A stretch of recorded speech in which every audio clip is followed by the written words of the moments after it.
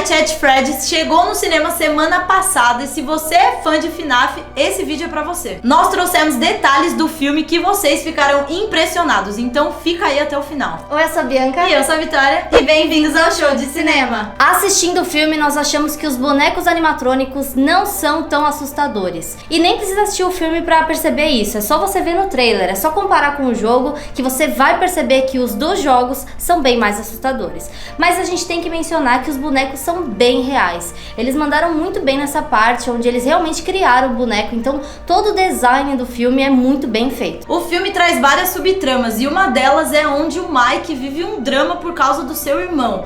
E a outra subtrama é da tia com o Mike, que fica brigando com ele pra ter a custódia da menina. Por isso o filme acaba não focando tanto nos bonecos animatrônicos e nem no suspense e no terror. Ele fica focado mais em todo o drama. E não tem problema nenhum, só que fica ruim porque todas essas subtramas ficam muito confusas. Se você chegou no vídeo agora, já aproveita e se inscreve no nosso canal. E se você tá aqui, já assiste os nossos vídeos, já acompanha a gente, não é inscrito, se inscreve aí também. Um fato interessante desse filme é que não tem mistérios novos para os fãs desvendarem, não tem coisas novas ali sendo acrescentadas às histórias dos jogos e dos livros, mas isso a gente já havia comentado num vídeo que a gente fez semana passada, então assiste ele que ele tá muito legal. Em alguns momentos em que o filme traz cenas mais intensas, com mais terror, ele acaba ficando mais tímido. Pode ser por causa da classificação indicativa, mas a gente acha que se ele tivesse seguido por esse caminho, eles teriam arrasado, porque o filme tinha potencial para trabalhar essas cenas, mesmo com a classificação baixa, até porque os jogos são para 14 anos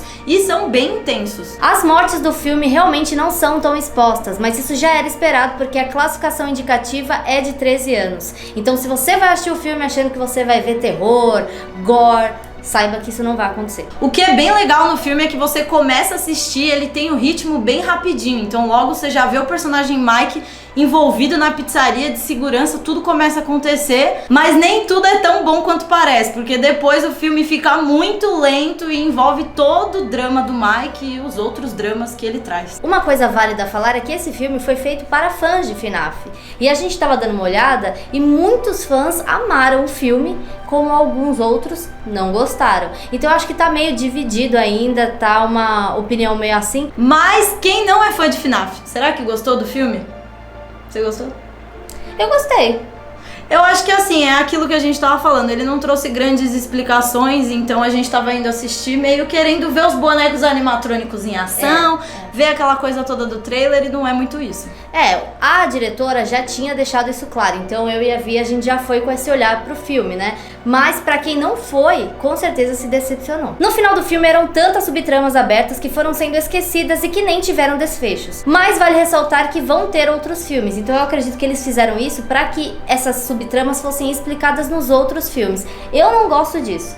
Eu gostaria que eles explicassem tudo nesse filme e criassem outras subtramas nos outros filmes. Eu não gostei porque foi mal feito. Tudo bem ter um monte de subtrama, mas ruim não é legal. Mas eu acho que, no geral, os fãs vão tirar proveito do filme, nem que seja pelo seu visual, que tá impecável. Como o jogo não é conhecido por todas as pessoas que foram assistir esse filme, uma dúvida muito incomum que a gente percebeu é que a galera não entendeu o final. Então a gente tá aqui pra explicar o final, então já fica aqui o alerta de spoiler, então se você não quiser saber, se você ainda não viu o filme, pula pra esses minutos que estão aqui na tela. Pra entender o final da história, eu vou explicar um pouco antes dela pra não ficar tão confuso. O Mike é contratado pra trabalhar na pizzaria abandonada, e detalhe que quem contrata ele é o Steve Hagland. Como mencionamos no vídeo anterior, os animatrônicos da pizzaria são possuídos por crianças que são as mesmas que o Mike vê nos seus sonhos. Vanessa conta pra Mike que quem sequestrou as crianças foi o William Afton, que é o seu pai criador da pizzaria. Quando o Mike é encurralado pelo coelho amarelo, nós descobrimos que ele na verdade é o William Afton, e ele também é o responsável pelo sequestro do irmão mais novo de Mike. E também descobrimos que ele estava usando o nome de Steve Hagland, mas na verdade ele era o William. Vanessa virou policial para ajudar o seu pai naquele processo maluco, mas depois ela não era mais a favor disso, e ao tentar ajudar a Abby e o Mike, o pai dela a esfaqueia. No começo do filme nós vemos um desenho onde tem as 5 crianças de mão dada com o coelho amarelo. Aquilo ali era para representar que eles eram amigos. Porém, na cena final, a Abby tira aquele desenho e coloca um outro, onde o coelho amarelo é retratado como vilão. Isso faz com que os animatrônicos se revoltem e ativem a sua roupa. Ou seja, ele acaba ficando preso ali para sempre. Mas para tudo que você tá fazendo, porque se você tá aqui até agora é oficial. Se você tá aqui até agora que você tá gostando, então ativa o sininho desse jeito para não perder os próximos vídeos. Depois disso, o Mike e a Abby levam a Vanessa pro hospital, ela acaba ficando em coma e isso dá a entender que com certeza ela vai estar na sequência do filme. Ao retornarem pra casa, a Abby fala pra Mike que sente falta dos espíritos das crianças e o Mike fala que de repente eles possam voltar no restaurante pra vê-las. Ou seja, com certeza na sequência também eles vão voltar e isso ainda vai dar uma grande merda. Na cena final nós vemos uma das crianças que ficava no boneco animatrônico de Fred olhando pro coelho amarelo se fundindo ao William. A criança vai lá e tranca ele sozinho. O plot twist do vilão foi muito mal feito, principalmente porque ele não foi bem construído. E quando a gente descobre que ele é o sequestrador do irmão do Mike, a gente nem liga. E foi reviravolta em cima de reviravolta, até porque eles tinham que justificar algumas coisas que eles abordaram ao longo do filme, mas essas coisas não foram bem construídas. A gente acha que é porque talvez eles tragam nas sequências que vão vir aí. Se você pulou pra cá, a gente vai falar agora da cena pós-crédito, mas não se preocupa porque isso não vai atrapalhar a sua experiência, porque a cena pós-crédito não é uma continuação do filme. É só uma cena extra mesmo. É um detalhezinho só, então fica aqui pra você saber o que acontece. Na cena pós-crédito nós vemos o taxista que levou o Mike e a Abby até a pizzaria e ele leva um susto com um brinquedinho que assusta o Mike durante o filme também. Esse boneco é o Balloon Boy. Eu acho bem legal essa cena pós-crédito porque ela é diferente do que a gente tá acostumado com uma cena pós-crédito. Normalmente ainda tem uma história, uma continuação, uma coisa ali sendo contada.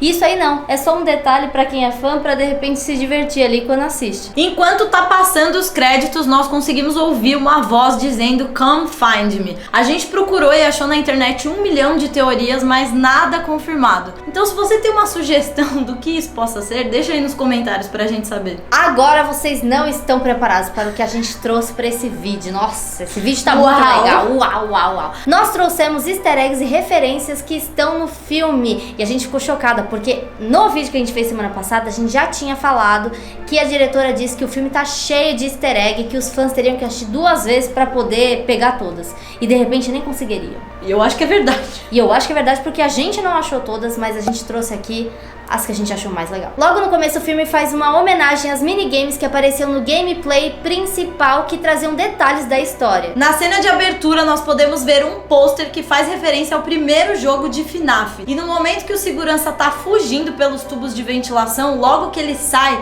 a gente consegue ver uns cilindros de gás do lado. E no livro esses cilindros de gás é utilizado pelo William pra hipnotizar as crianças. O filme trouxe bastante jumpscare, assim como nos jogos. O endoesqueleto da Tina foi colocado em vários momentos do filme pra ver que fã mais atento conseguiria ver o boneco animatrônico. Na entrada da pizzaria tem um letreiro que tá piscando, tem umas letras falhando, e as letras que ficam acesas formam a palavra fear, que significa... medo.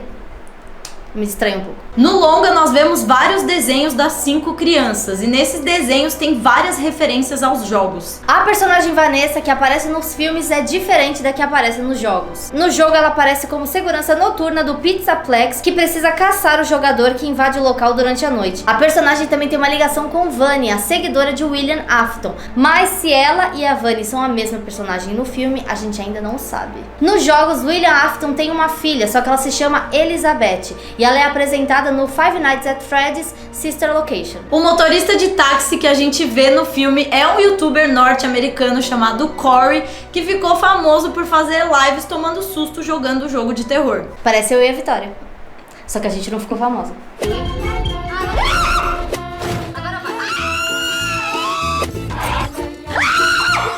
Em uma das cenas nós vemos a frase "It's me", que traduzindo para o português significa "sou eu", e isso faz uma referência aos jogos, porque lá aparecia essa frase para deixar o jogador desconfortável. Nos jogos originais não é mencionado que a eletricidade enfraquece os animatrônicos. Isso só é mencionado no 5º jogo da franquia, então por isso que o Mike e a Vanessa usam aquele teaser para dar choque nos animatrônicos. No final, quando vemos o William Afton na roupa da Spring Bonnie, ele diz "eu sempre retorno". Isso é uma referência de uma fala que ele tem no jogo jogos também. Tem um easter egg até nos créditos, quando tá subindo o letreiro, a gente consegue ouvir uma mensagem soletrada dizendo Save Them, que significa salve-os, que é igual aos minigames de FNAF 2. Pra quem não conhece, Matthew Lillard, ele é um ator que fez parte do elenco de Pânico nos anos 90. E no final do filme, quando o personagem dele limpa a faca, é claramente uma referência a Pânico, já que é exatamente dessa maneira que o Ghostface também limpa o seu instrumento de trabalho, porque ele é apenas um homem trabalhando. Eu tô tentando fazer o meu trabalho.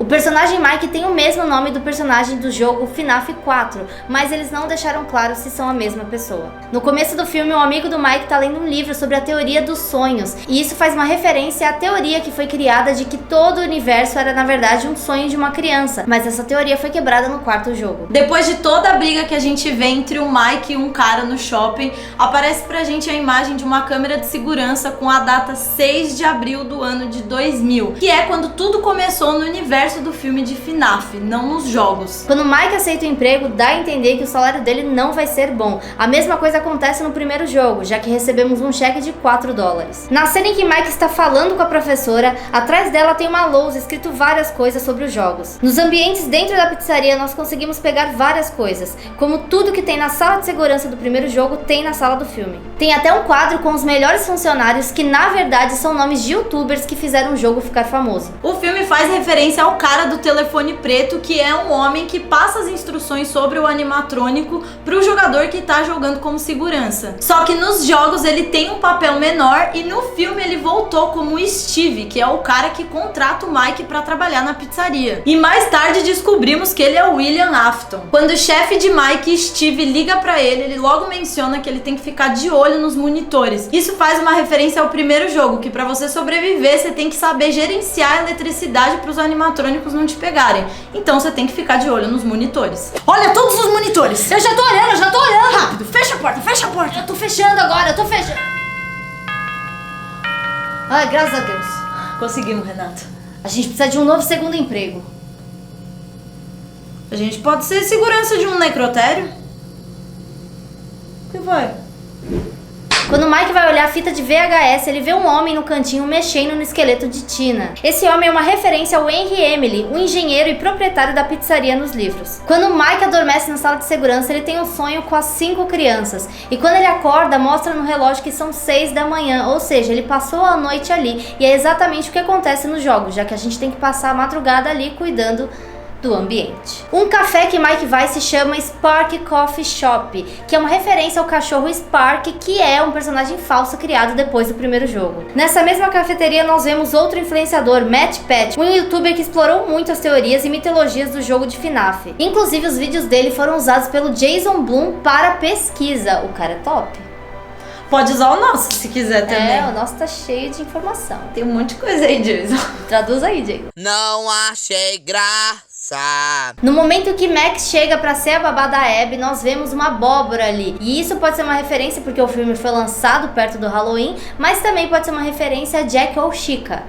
Chica ou Chica. Fox é o boneco mais acabado porque ele parou de funcionar antes mesmo da pizzaria fechar, então muito provavelmente eles trouxeram ele desse jeito pro filme por conta disso. Uma das pessoas que participa da destruição da pizzaria é o Carl. E quando ele é atacado pelo Cupcake, que pula na sua cara, é uma referência ao jogo, pois o personagem faz exatamente isso. Bonnie também aparece no armário de suprimentos, assim como no primeiro jogo. O animatrônico que de dentro sai uma mão pode ser um easter egg ao terceiro jogo, pois nele nós também vemos uma pessoa dentro do animatrônico. No filme nós ouvimos umas risadas, umas vozes meio assustadoras às vezes, a gente acha que é porque fez referência aos jogos, que também tem essas vozes assim meio que do nada. Se vocês prestarem atenção, todas ou quase todas as músicas desse filme fazem referência a alguma coisa. E por fim podemos ver William sendo trancado pelas crianças num quartinho, o que faz referência ao jogo de FNAF 4. Mas e aí, vocês repararam em todos esses detalhes que nós trouxemos aqui? Conta aí nos comentários se vocês repararam em alguma coisa a mais. E é isso, um beijo e até semana que vem. Tchau!